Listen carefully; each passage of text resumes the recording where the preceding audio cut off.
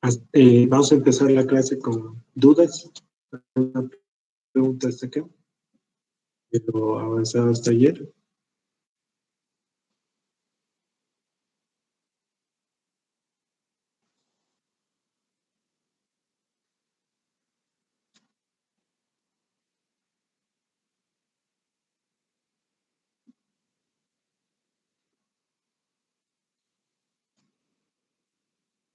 Ya. Entonces, continuaremos.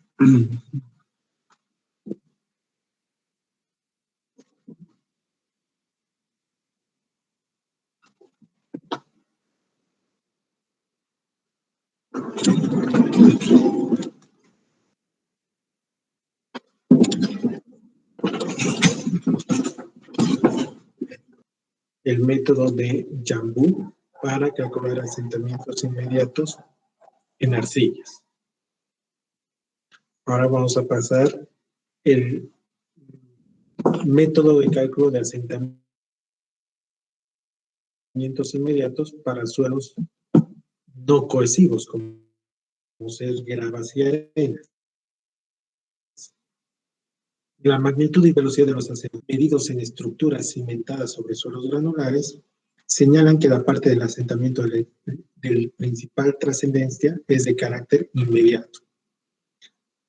Por definición, asentamientos inmediatos se producen entre 0 a 7 días. No obstante que la magnitud de estos asentamientos puede ser apreciadamente menor que la de similares fundaciones sobre suelos cohesivos. Es necesario considerar debidamente los asentamientos de estructuras sobre arenas y estimarlos con precisión, porque la mayoría de las estructuras son más sensibles a los asentamientos rápidos de distorsión que a los lentos, hasta el punto de que con notable frecuencia el diseño de fundaciones sobre suelos granulares resulta regido por el criterio de asentamientos.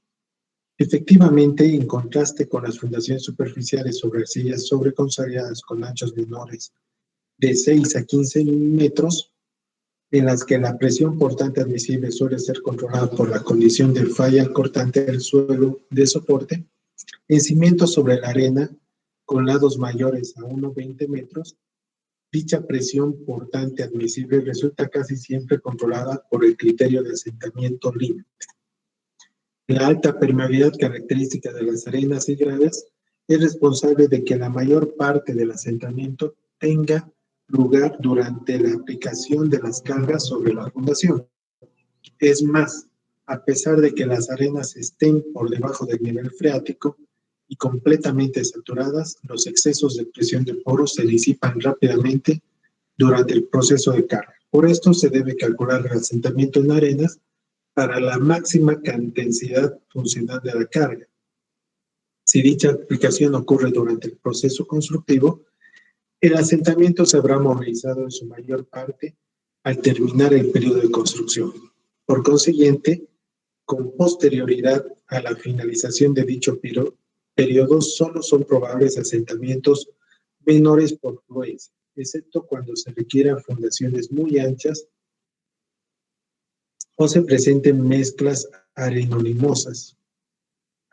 ¿Ya? Por lo tanto, el asentamiento inmediato se da durante la construcción. Naturaleza del problema. Es costoso y difícil, en muchos casos virtualmente imposible, obtener muestras inalteradas de los suelos granulares. Más aún, el recompactar los suelos granulares a exactamente la misma densidad relativa existente in situ no garantiza que las relaciones esfuerzo de formación del laboratorio sean similares a los que rigen en el campo, por causa de efectos de sobreconsolidación. Cuando estos existen, no resultan apropiadamente reproducidos los esfuerzos laterales de campo ni la disposición estructural de granos. Por dichos motivos, los principales métodos para determinar la compresibilidad de los suelos granulares se fundamenta en correlaciones con resultados de ensayos in situ, tales como ensayo de carga de placa, ensayo de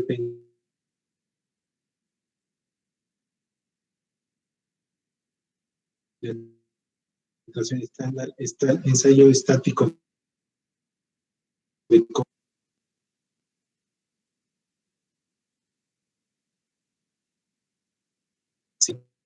de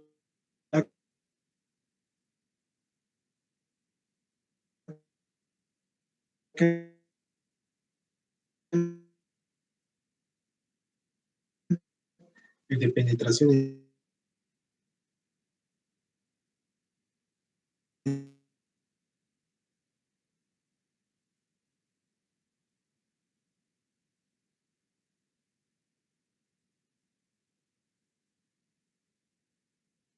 es o bien una correlación empírica directamente del asentamiento con resultados de ensayos in situ o el desarrollo de correlaciones empíricas con el módulo de formación utilizable en teoría elástica para anticipar los asentamientos. En este capítulo, en esta sección de asentamiento para suelos granulares, se presentan los métodos de Terzaghi y Pegg de 1948, ¿ya? Basado en pruebas de SPT, Burland and Burdich del 85, basado también en ensayos, en resultados del ensayo SPT, con su correspondiente ejemplo. Sharif del 65, también basado en el ensayo SPT. Y está el método Schmermann basado en el ensayo de penetración del cono, ¿ya? El método que vamos a ver ahora es solamente el método Schmermann. Estos otros métodos, cuando llevemos el ensayo SPT, vamos a volver acá y vamos a poder ver esos ensayos, ¿no?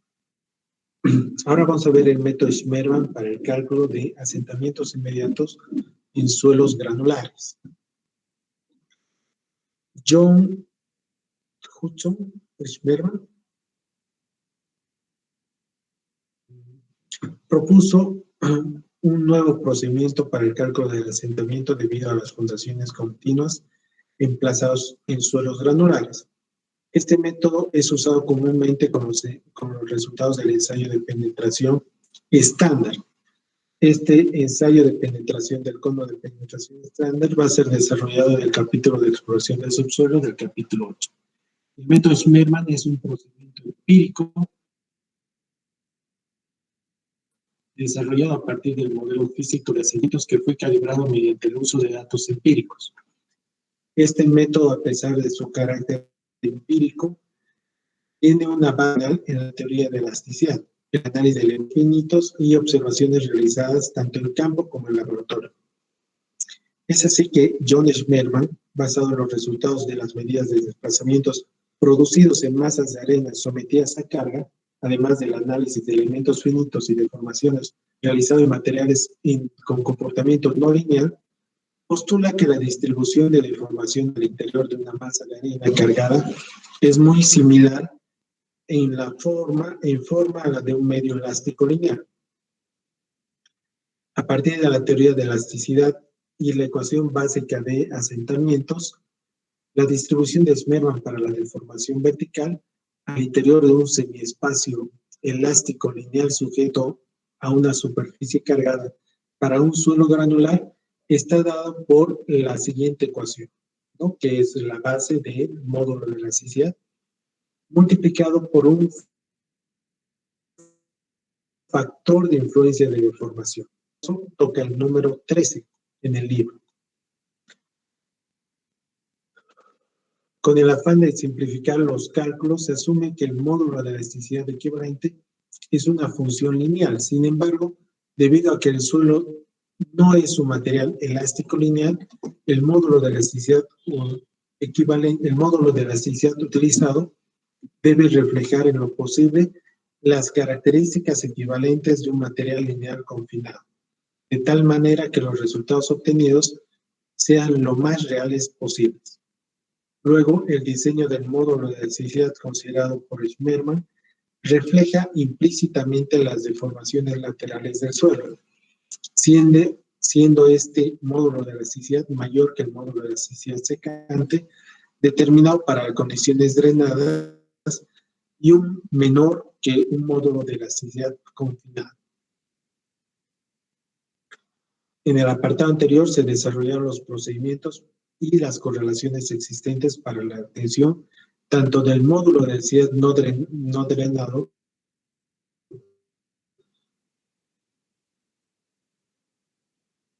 como el módulo de densidad secante y el módulo, la distribución de la deformación vertical a partir del cual se obtienen los valores de factores de influencia 13 fue determinada a través de varias medidas de deformación realizadas al interior de estratos de arenas cargados, en los que se observó que debajo del centro de la fundación, esta distribución es muy similar en forma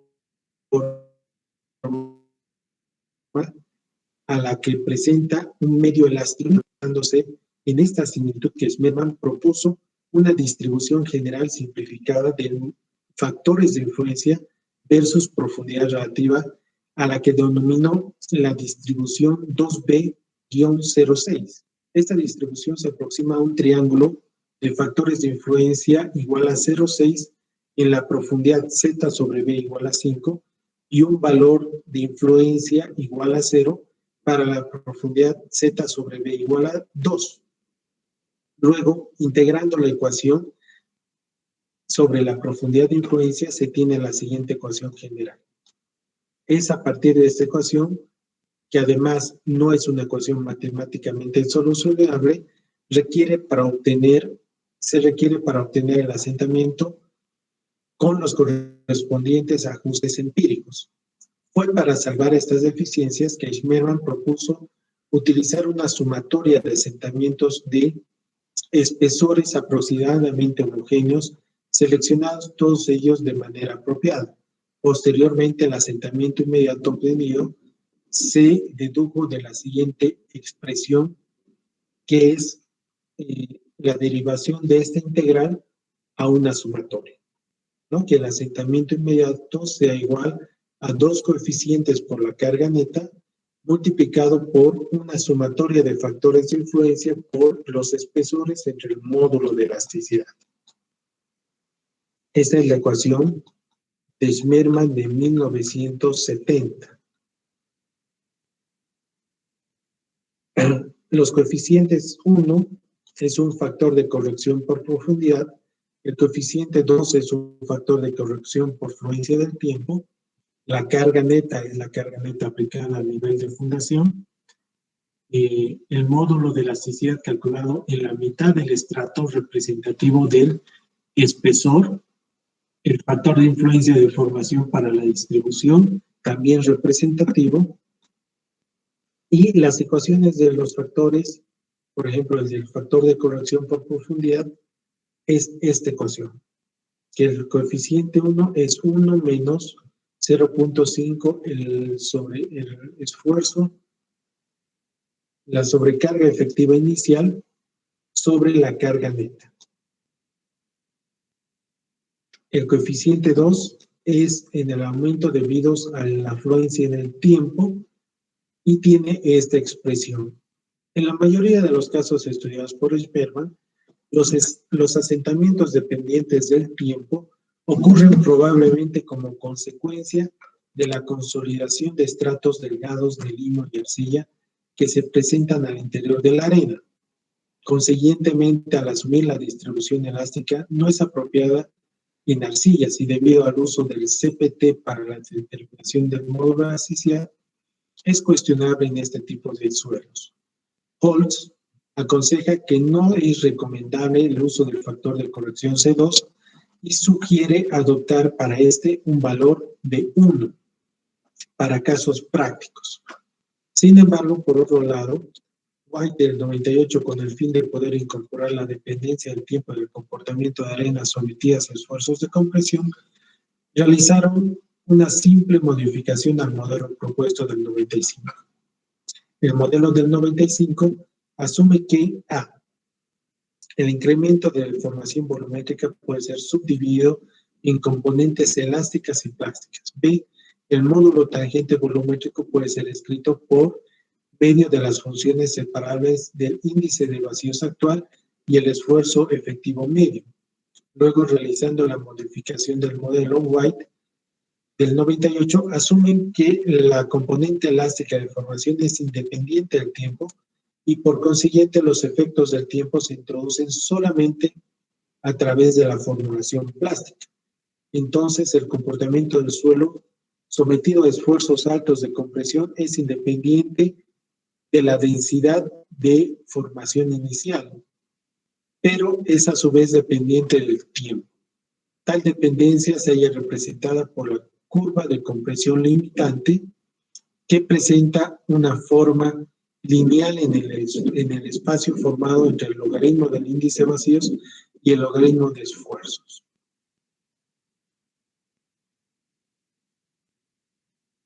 Es así que a través de este modelo fue posible distribuir dos características importantes de suelos, que son: a niveles bajos de esfuerzos, la razón de deformación incrementa a medida que incrementan tanto el índice de vacíos como los esfuerzos efectivos, mientras que en el régimen de límite de la curva de compresión limitante, la razón de deformación converge para todas las densidades de formación y eventualmente disminuye en niveles de esfuerzos grandes. B. El esfuerzo efectivo en el inicio de un cambio de formación significante es dependiente del tiempo en la densidad de la formación inicial. Ya es toda esta parte, última parte, es para justificar cuándo se utiliza el factor de corrección en función del tiempo. Sin embargo, para casos prácticos, se asume el concepto de Holmes de 1991, en el cual el coeficiente 2 es igual a 1.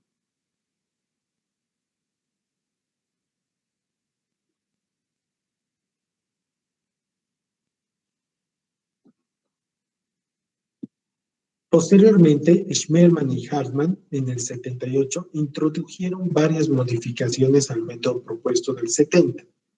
La principal modificación realizada fue la de considerar las condiciones a carga axisimétrica y la carga plana.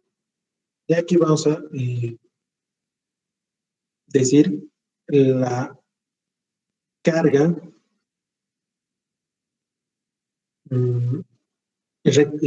cuadrada, ¿no?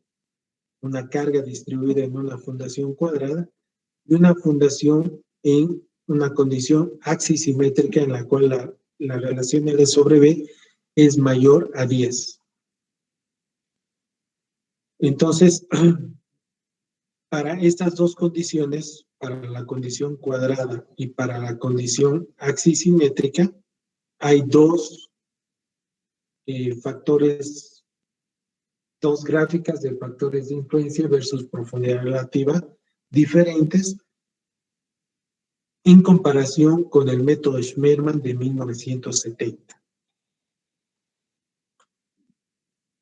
Y se define un máximo de valor pico de influencia, que es la expresión de 0.5 más 0.1 raíz cuadrada de la carga neta entre el esfuerzo efectivo vertical pico. ¿Ya? Entonces, y además,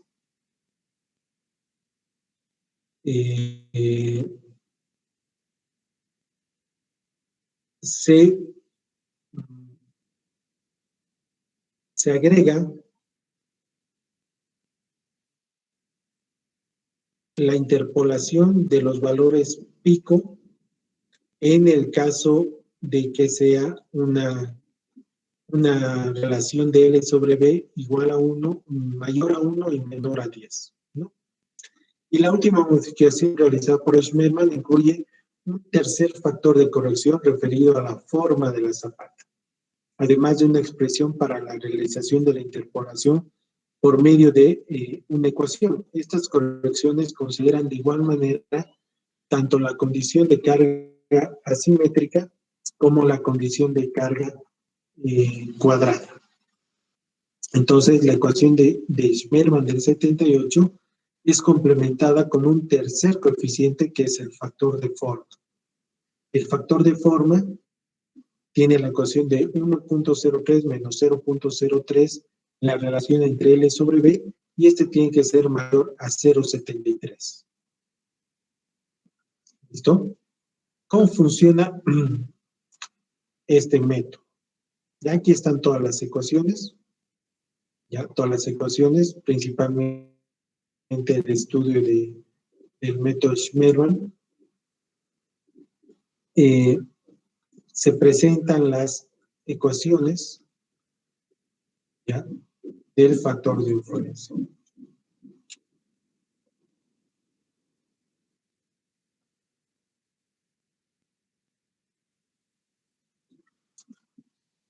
Esta es la ecuación general de Schmermann, que es una ecuación corta, en la cual es coeficiente 1, coeficiente 2, coeficiente 3, por la carga neta multiplicada por la sumatoria de factores de influencia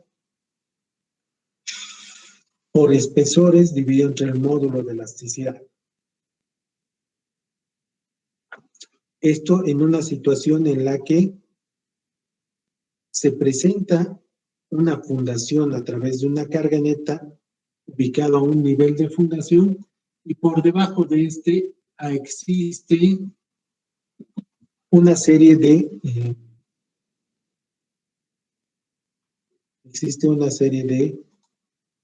estratos de arena por debajo de la carga neta.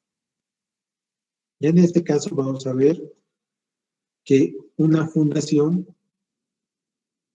superficial de ancho B, ¿ya?, está ejerciendo una carga neta en 1, 2, 3, 4, 5 estratos de arena con sus correspondientes módulos de elasticidad, ¿ya?, que en este caso son diferentes.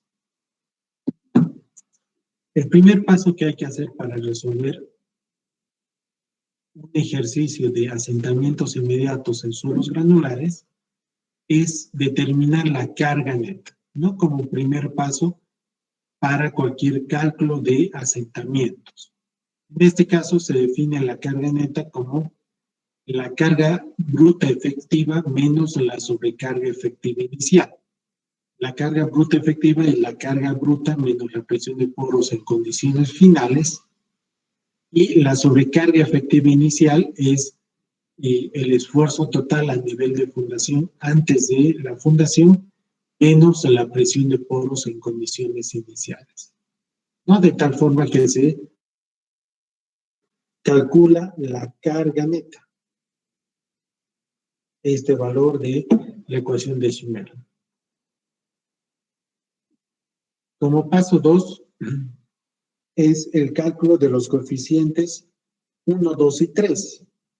El coeficiente 1 es 1 menos 0,5, la sobrecarga efectiva inicial sobre la carga neta, que tiene que ser mayor o igual a 0,5, ¿no? Entonces acá, en el paso 1, se calcula la sobrecarga efectiva inicial y la carga neta, lo que hace que podamos determinar el coeficiente 1.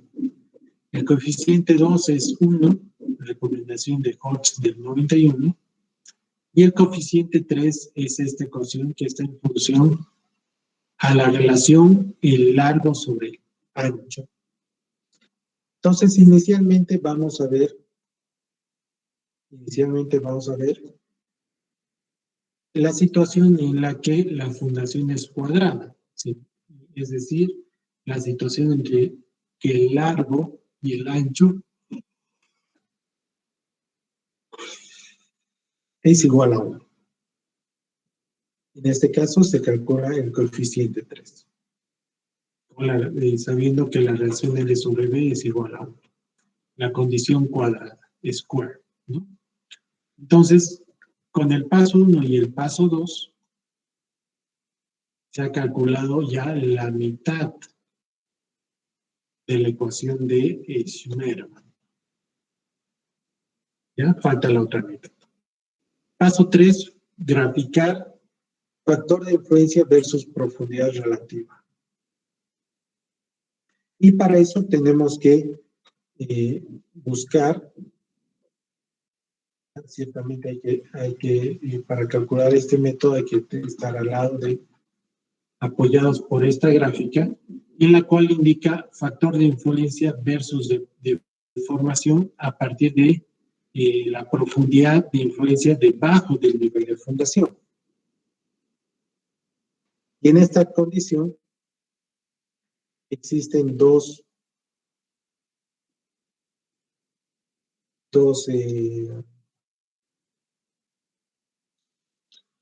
rectas, ¿no?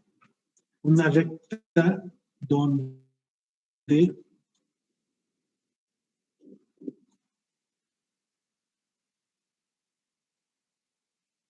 la relación es para L sobre B igual a 1, es decir, para una condición cuadrada. ¿Y qué dice esta gráfica? Que es el factor de influencia versus la profundidad de influencia debajo del nivel de fundación. Para una condición cuadrada empieza en 0,1 cuando la profundidad relativa es 0, va hasta un pico a una profundidad de B medios y de ahí retorna a 0 a una profundidad de 2 veces B de la anchura. ¿Ya? Esta gráfica se repite, ¿ya? Se utiliza para poder remarcar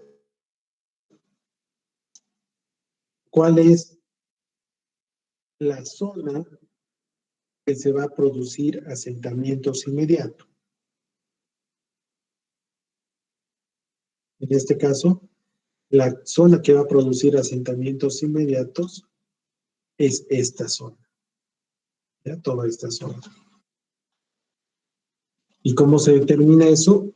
En la profundidad relativa de 0, ¿ya? Porque esa es profundidad relativa a nivel de fundación, empieza el factor de influencia igual a 0,1, va hasta un pico a una profundidad relativa de B medios, y de ahí retorna a 0 a una profundidad relativa de 2 veces B.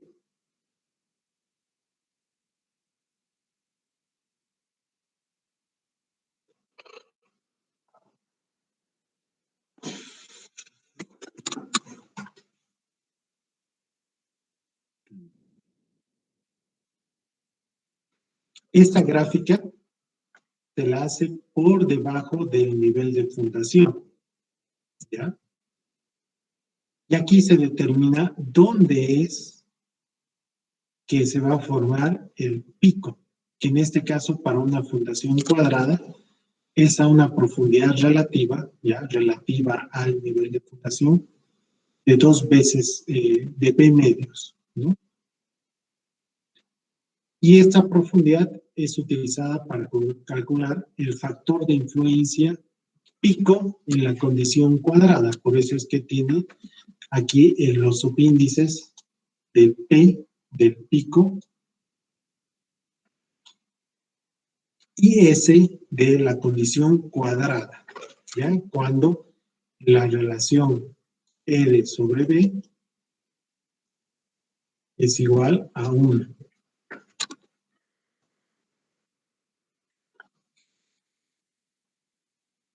La ecuación para calcular el factor de influencia pico, ¿ya?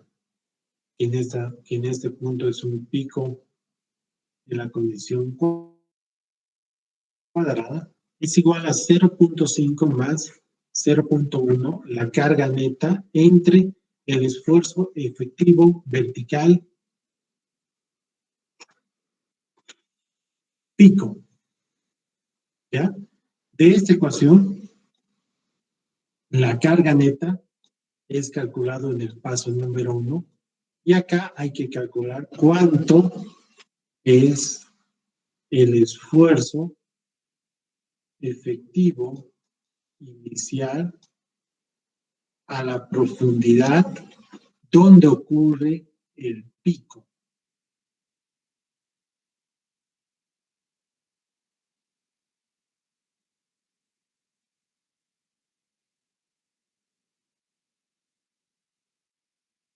¿Alguna pregunta hasta aquí?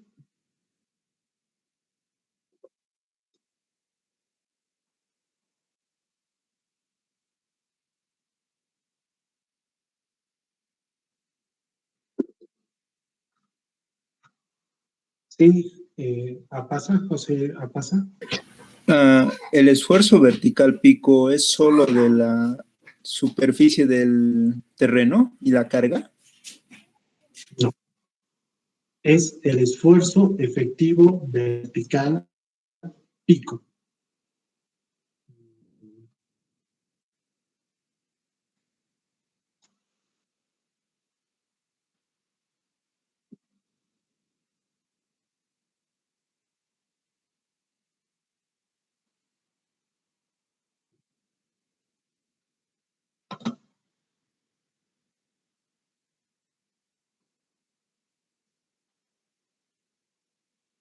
Espera un ratito, está cargando.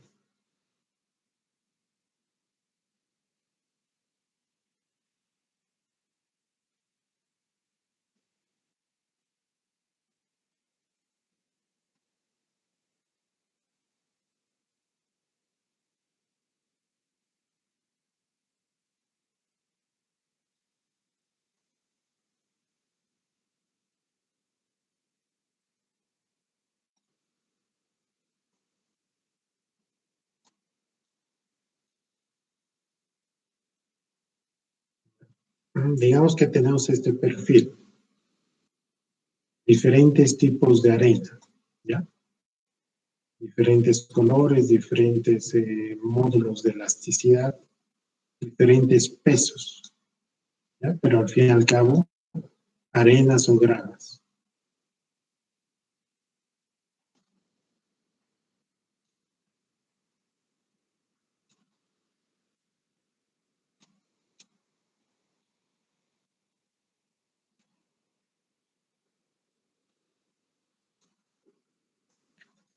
En condiciones iniciales, ¿ya?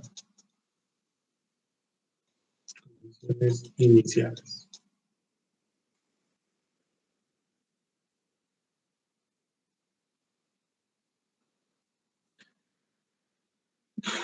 Y en condiciones finales, digamos, va a haber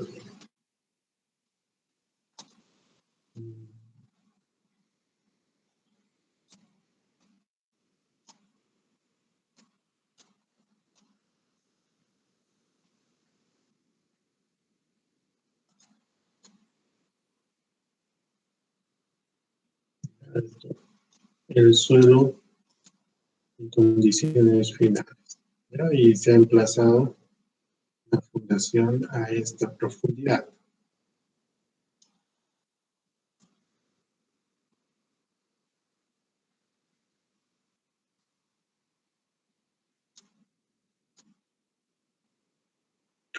Entonces, el paso 3 es graficar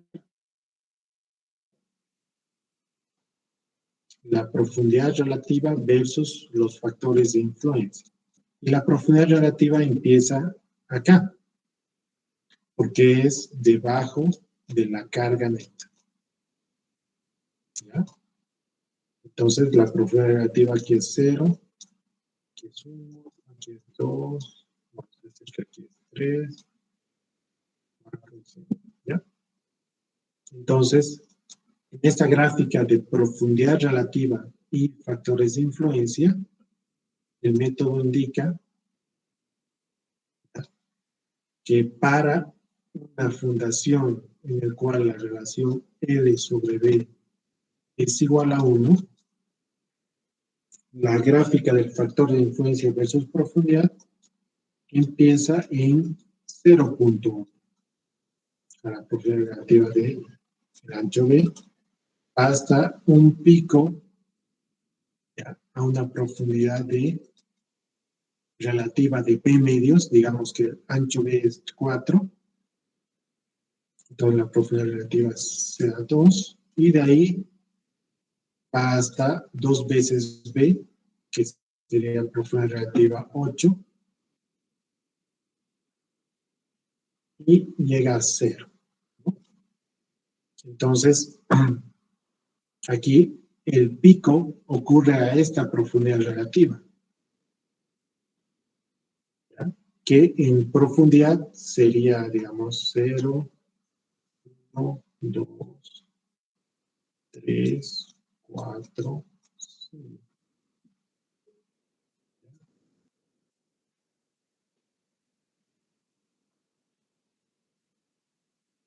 Entonces, aquí el esfuerzo efectivo vertical pico incluye ya todo el suelo en condiciones iniciales, ¿ya? Es un esfuerzo efectivo vertical pico en condiciones iniciales. ¿Se entiende? ¿Ya respondo a tu pregunta, Paso? Sí, gracias, ingeniero. ¿Ya? Entonces, en el paso 3 es graficar esto, que es la gráfica del factor de influencia versus profundidad relativa, e identificar cuál es la profundidad, ¿ya? De dónde va a ocurrir el pico, ¿ya? Y la profundidad del pico es, en condiciones L sobre B igual a 1, es B medios, y a partir de ahí va hasta 0, hasta 2 veces B. Y eso se puede ver en esta gráfica. Para la condición L sobre B igual a 1, empieza en 0, 1, va hasta un pico, y de ahí retorna a 0. ¿En qué profundidad? Va a un pico hasta B medios y retorna a 2 veces B. ¿Ya? Aquí estamos viendo que la profundidad relativa es, el pico ocurre a 2 metros y la profundidad relativa de 8. Entonces, el ancho es 4 metros. Vean, 4 metros. Pero el cálculo del esfuerzo es a la profundidad de nivel de fundación más 2. Y el cálculo del esfuerzo incluye, ¿no?, todos los suelos en condiciones iniciales. ¿Ya?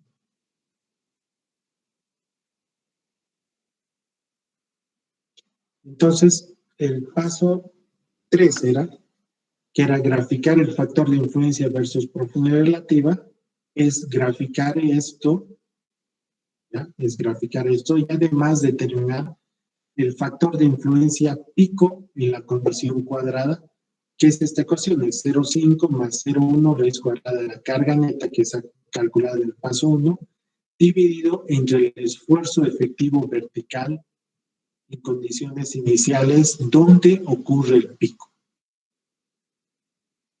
¿Ya? De ahí sale un valor.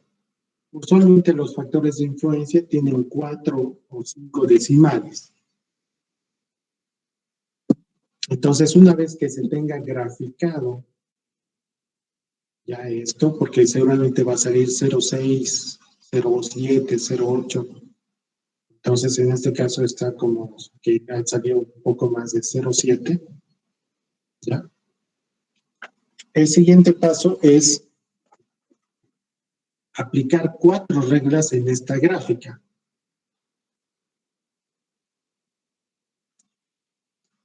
¿Cuáles son estas 4 reglas? Tiene que existir un límite superior, un límite inferior, un límite en el cambio de estratos y un límite donde ocurre el pico. ¿Ya? Originalmente se tiene esta gráfica y tiene que haber un límite superior, que es el inicio de la gráfica en la parte inferior, superior. Luego tiene que haber un límite inferior, ya que es cuando la gráfica toca 0. Tiene que haber un límite en los estratos. Aquí hay módulo de elasticidad 2, módulo de elasticidad 3, ahí hay un cambio de estratos, entonces tiene que haber un límite entre ellos. Y en este caso también hay un límite en medio de estos dos estratos, donde son diferentes módulos de elasticidad. Y finalmente tiene que haber un límite en el pico.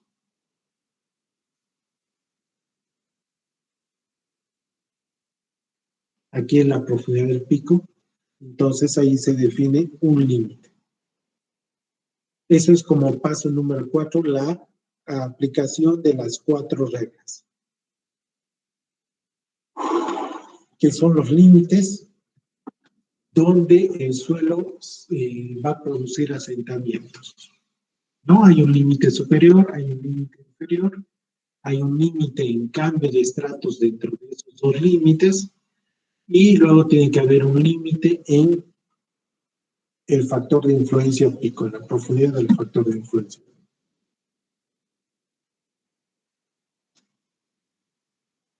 Como paso número 5, es el cálculo de esta sumatoria, que es el último término que falta de la ecuación de Schmidt. En esta ecuación está multiplicado los factores de influencia por sus espesores entre el módulo de la sección. Entonces, cada uno de estos subestratos definidos por los límites, ya vean, hay un límite superior, un límite inferior, un límite en cada cambio de estrato y hay un límite en el pico, define subestratos. ¿Ya? Entonces, aquí se definen los diferentes subestratos limitados por estas rectas. Cada uno de estos subestratos tiene un espesor, tiene un módulo de elasticidad y tiene un factor de influencia representativo de ese subestrato. Y ese factor de influencia representativo es el valor medio,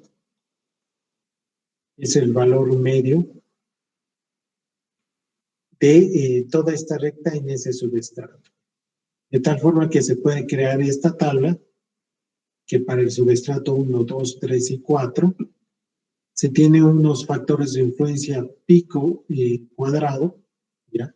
Representativos de cada uno de estos subestratos que sería calculado, multiplicado por los espesores definidos por los límites, dividido entre los módulos de la elasticidad. Noten que los primeros dos subestratos tienen el mismo módulo de elasticidad porque pertenecen al mismo estrato, ¿ya?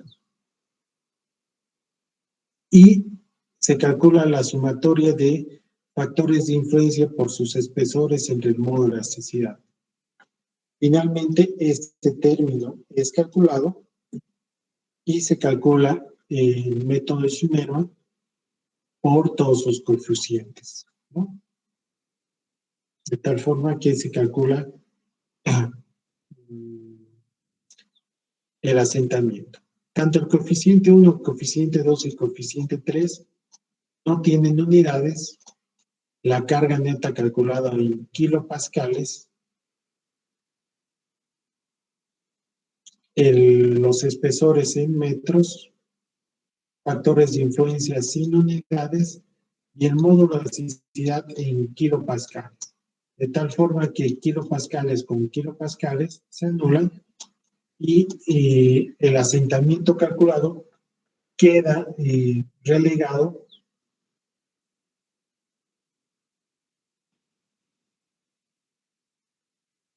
con las unidades que se colocan del espesor. ¿Alguna pregunta de estos últimos pasos?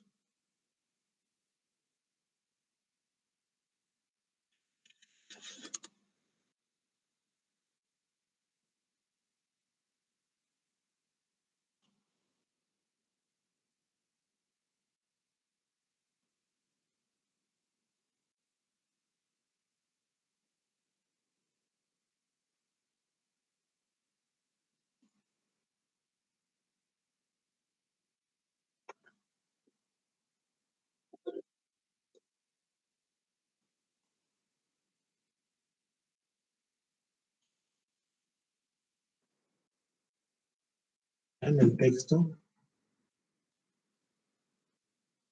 Este es el ejemplo 2.3. Este es el ejemplo 2.3. Se tiene una fundación, se tiene una carga sobre la fundación, se tiene las dimensiones.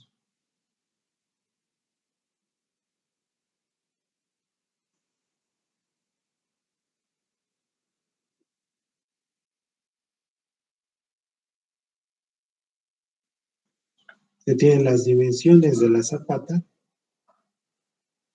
tiene niveles freáticos, condiciones iniciales y condiciones finales.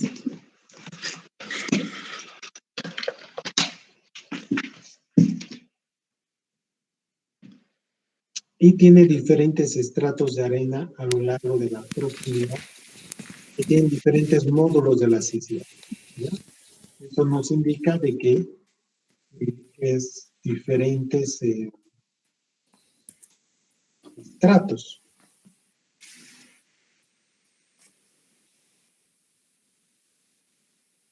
Se tiene el peso del suelo por encima de la fundación y se tiene el peso del concreto, ¿ya? Vamos a hacer una cosa. Este ejemplo lo vamos a ver el día de mañana, ¿ya? Quiero que estudien este ejemplo, ¿ya? Y el día de mañana lo vamos a resolver con lo aprendido hasta ahora, ¿ya? Pero esto es para el caso en que L sobre B es igual a 1. ¿Qué pasa cuando L sobre B es mayor a 10? Que es la segunda condición de 3 de esmero, ¿ya? Cuando L sobre B es mayor o igual a 10, los pasos a seguir para el método esmerma son los mismos. Se tiene que calcular la carga neta, como paso número 1.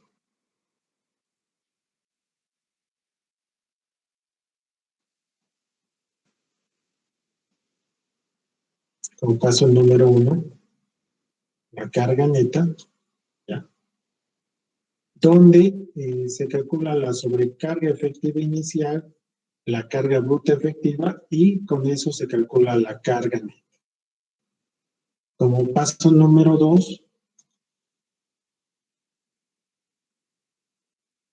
ya está el cálculo del coeficiente, de los coeficientes, donde el coeficiente 1 se calcula en función de los datos calculados en el paso 1. El coeficiente 2 es 1 y el coeficiente 3 tiene esta ecuación cuya limitante tiene que ser mayor o igual a 0.73. Es decir, si L sobre B, digamos, es 100, ya es 100 por 0.03, esto sale 3, 1.03 menos 3 es negativo, pero tiene la restricción de que mínimamente tiene que ser el valor de 0.73. Por lo tanto, el coeficiente 3 es 0.73. ¿Ya? Esta restricción se tiene que cumplir. Si es menor, se asume el valor de 0.73. Como paso número 3 es graficar el factor de influencia versus profundidad relativa. Y para eso utiliza esta gráfica donde se tiene que utilizar la gráfica de L sobre B mayor a 10. Es decir, que se tiene que graficar el factor de influencia versus profundidad relativa, empezando con el valor de 0,2 para una profundidad relativa de 0, llegar a un pico, a una profundidad relativa del ancho B, y llegar a 0 a una profundidad relativa de 4 veces B. Como se muestra en esta imagen, ya para un ancho de 4 metros, la profundidad relativa 0 empieza en 0.2, va hasta un ancho B de 4 metros, se forma un pico, y a partir de ahí va hasta 4 veces B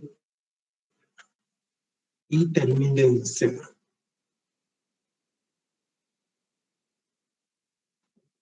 De esta gráfica es que se determina cuál es la profundidad donde ocurre el pico y en este caso se calcula el esfuerzo efectivo inicial a esta profundidad, que es el cálculo que se requiere para calcular el valor del factor de influencia pico.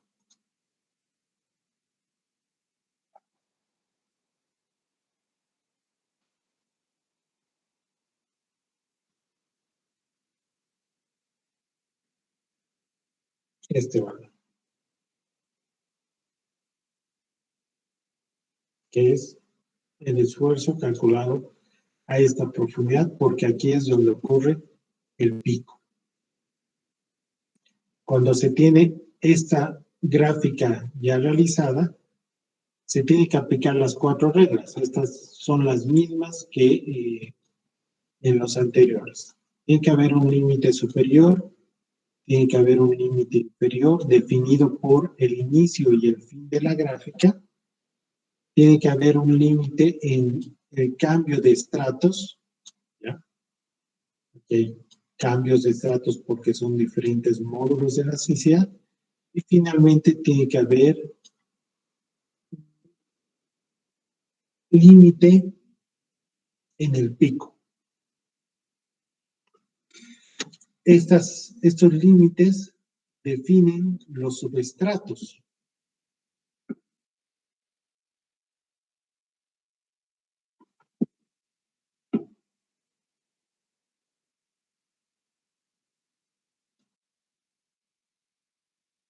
Estos subestratos tienen sus propios espesores y tienen sus propios módulos de elasticidad. Por ejemplo, en este caso, el módulo de elasticidad 2 es válido para ambos subestratos, pero luego es diferente para cada uno de los subestratos.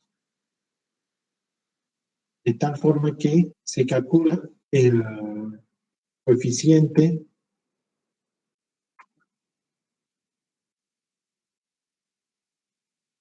de factores de influencia por sus espesores entre el módulo de elasticidad definidos por el paso número 4.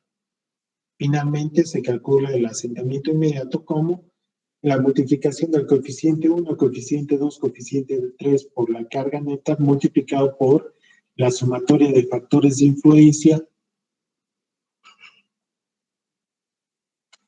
por sus espesores entre el módulo de elasticidad.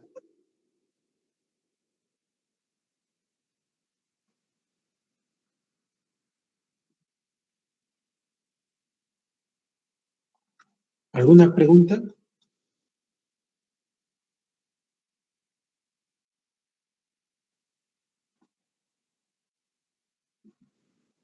El día de mañana vamos a realizar el ejemplo 2.3. Para eso requiero que estudien este ejemplo y veamos cómo se calcula el incremento de esfuerzos producto de un ancho L sobre B igual a 1. ¿Ya? Por favor, registren su asistencia. El control de asistencia está habilitado.